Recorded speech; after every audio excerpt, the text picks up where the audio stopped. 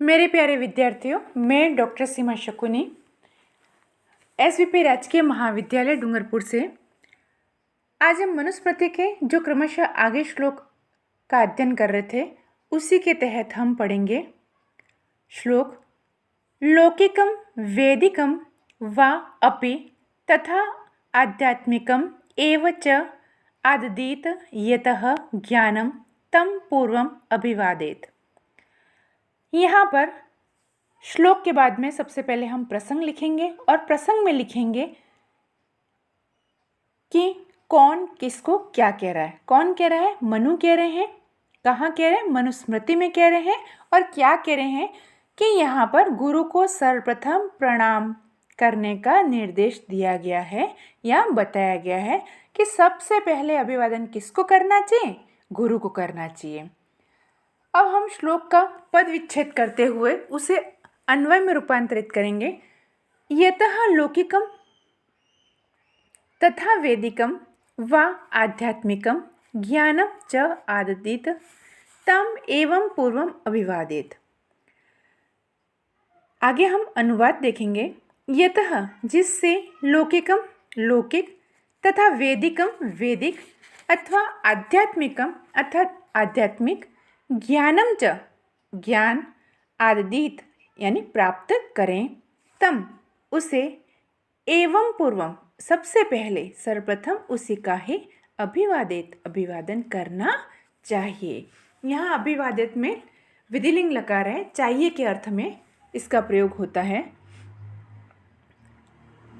व्याख्या हम लिखेंगे कि यहाँ पर कोई भी शिष्य जिस गुरु से जिस ज्ञान की प्राप्ति करता है, जैसे अर्थशास्त्र है, राजनीति विज्ञान, अर्थशास्त्र में कौन कौन से आ गए? राजनीति विज्ञान, शस्त्र विद्या या शास्त्र विद्या आदि लौकिक ज्ञान। और दूसरा है वेद। वेद में है आपका ब्राह्मण, आरण्यक, उपनिषद तथा सूत्र ग्रंथों संबंधी वैदिक ज्ञान। और तीसरा है जगत में ईश्वर, आत्मा, परमात्मा विषयक आध्यात्मिक ज्ञान की प्राप्ति करें। ये सब ज्ञान कौन देता है? गुरु देता है। और ऐसा ज्ञान प्रदाता आचार्य जहाँ कहीं भी स्थित हो, मतलब कहीं पे भी हम गुरु से या जिसी से भी हम ज्ञान प्राप्त करते हैं वो हमारे लिए गुरु ही होता है और उसे हमें अभिवादन करना चाहिए। और अभिवादन सबसे पहले करने के लिए क्या करना चाहिए कि ब्रह्मांजलि पूर्वक अपने गुरु चरणों में प्रणाम करना चाहिए। और हम ये मानते भी हैं कि हमसे जो बड़े हैं उनका अभिवादन हमें करना होता है और तभी हम ज्ञान की प्राप्ति कर सकते हैं। यहाँ पर हम विशेष लिखेंगे कि मनु ने गुरु के महत्व का प्रतिपादन किया है। इस श्लोक में व्याकरणात्मक टिप्पणी हम देखेंगे। लौकिकम लोके विहितम लौकिकम, लोक प्लस ठक प्रत्यय। वैदिकम वेदेषु विहितम वैदिकम, वेद प्लस ठक प्रत्यय। आध्यात्मिकम अधि उपसर्ग प्लस आत्मन प्लस ठक प्रत्यय। आददित आ उपसर्ग प्लस दा धातु विधिलिंग लकार प्रथम पुरुष एकवचन। और अभिवादित अभि उपसर्ग प्लस वद धातु विधिलिंग प्रथम पुरुष एकवचन। आगे हम श्लोक पढ़ेंगे। सावित्री मात्र सारो अपि वरम विप्रह सुयंत्रितः न यंत्रितः स्त्री वेदो अपि सर्वाशी सर्व विक्रय। यहाँ पर मनुस्मृति में इस श्लोक में कह रहे हैं कि आचारहीन ब्राह्मण की निंदा का कथन किया जा रहा है। किस ब्राह्मण का कथन किया जा रहा है? आचारहीन जो ब्राह्मण है उनकी निंदा की गई है। यही हम पद के क्रम में अन्वय देखते हैं। सावित्री मात्र सारः सुयंत्रितः विप्र अपिवरम अनियंत्रितः सर्वाशी सर्वविक्रय त्रिवेदः अपि न। अनुवाद हम देखते हैं कि सावित्री मात्र सारा, एकमात्र सावित्री के बल से, सुयंत्रित बल से, विप्रह अपिवरम सावित्री के बल से ही संपन्न आचारवान ब्राह्मण ही क्या है? अपिवरम श्रेष्ठ ब्राह्मण भी श्रेष्ठ है। अनियंत्रित परंतु आचारहीन, सर्वांशी सब कुछ, सर्व विक्रय तथा सब कुछ बेचने वाला, अपि न तीनों वेदों का ज्ञाता होने पर भी श्रेष्ठ नहीं है। यदि कोई सावित्री के बल से संपन्न है या सावित्री का जप करता है या उस जप के मात्र से भी वह श्रेष्ठ हो जाता है, परंतु कोई आचारहीन सब कुछ खाने वाला अथवा सब कुछ बेचने वाला तीनों वेदों का ज्ञाता हो वह व्यक्ति, तब भी वह श्रेष्ठ नहीं कहा गया है। व्याख्या हम करेंगे यहाँ पर कि यदि कोई ब्राह्मण गायत्री की उपासना से प्राप्त आध्यात्मिक शक्ति से संपन्न है, अपने इंद्रियों को वश में रखने वाला, अर्थात जिसे जितेंद्रिय कहा है, जो अपनी इंद्रियों को वश में रखता है, आचारवान तथा शास्त्रों के अनुकूल आचरण करने वाला है, तो ऐसा सामान्य ब्राह्मण भी श्रेष्ठ है।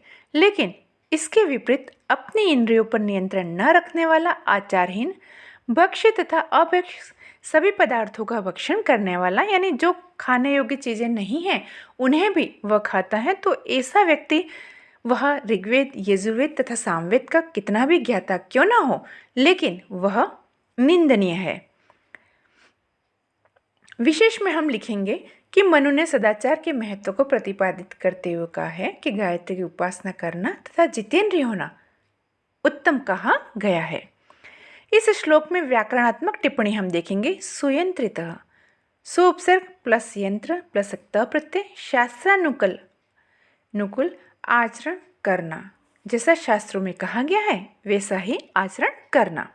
त्रिवेदः, त्रिवेद में कौन कौन से आ गए? ऋग्वेद, यजुर्वेद तथा सामवेद, इन तीनों को ही वेद त्रय भी कहा जाता है।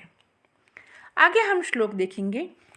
शय्यासने अद्याचरिते श्रेयसा न समाविशेत, शय्या आसनस् स्थः च एवं एनम प्रति उत्थाय अभिवादेत। यहाँ पर प्रसंग में हम लिखेंगे, मनुस्मृति में मनु कह रहे हैं गुरु आदि के शैया पर बैठने का निषेध किया जा रहा है। जहाँ गुरु बैठे हों उस समान स्थान पर कभी भी शिष्य को नहीं बैठना चाहिए। क्यों नहीं बैठना चाहिए? क्योंकि गुरु का जो स्थान होता है वो श्रेष्ठ होता है, इसलिए उनका आसन भी श्रेष्ठ होता है, तो शिष्य को नीचे बैठना चाहिए गुरु के समीप। अन्वय हम देखते हैं, जब पद का विच्छेद करेंगे तो श्रेयसा अध्याचरिते शय्यासने न समाविशेत, शय्यासनस्थः च प्रत्युत्थाय एवं अभिवादित। श्रेयसा अर्थात श्रेष्ठ व्यक्ति के अध्याचरिते अर्थात श्रेष्ठ जनों के द्वारा जो बैठे हुए हों, न समाविशित, उस स्थान पर कभी भी बैठना नहीं चाहिए। शय्यासनस्थ, यदि शय्या या आसन पर जो भी स्थित गुरु बैठा हो, च प्रत्युत्थाय एवं अभिवादित, यानी वहाँ से उठकर या बैठना ही नहीं चाहिए, और जहाँ हम बैठे हों वहाँ से उठकर गुरु का अभिवादन हमको करना चाहिए। यही हम व्याख्या में लिखेंगे कि यदि अपने से श्रेष्ठ जन कोई शैया अथवा आसन पर बैठे हों तो उस पर कभी बैठना नहीं चाहिए, अथवा ज्ञान, आयु, तप आदि की दृष्टि से जो श्रेष्ठ व्यक्ति है उसका हमेशा सम्मान करना चाहिए और उठकर उनका अभिवादन करना चाहिए। व्याकरणात्मक टिप्पणी में हम देखेंगे शय्यासने, शय्या च आसनम च द्वंद्व समास, समाविशेत सम उपसर्ग आ उपसर्ग प्लस विष धातु विधिलिंग प्रथम पुरुष एक वचन, प्रत्युत्थाय प्रति उपसर्ग प्लस उत प्लस स्था प्लस लप प्रत्यय अर्थात आसन से उठकर